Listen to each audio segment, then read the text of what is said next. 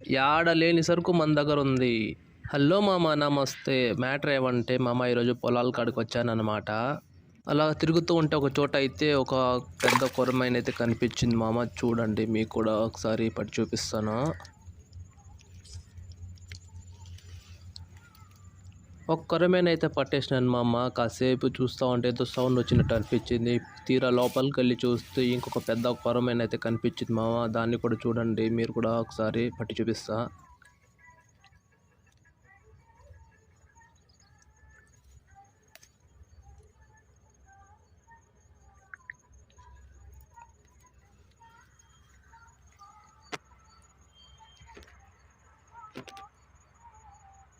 ఏది ఏమైనా మనకు 2 కొరమేనలు అయితే దొరికాయి.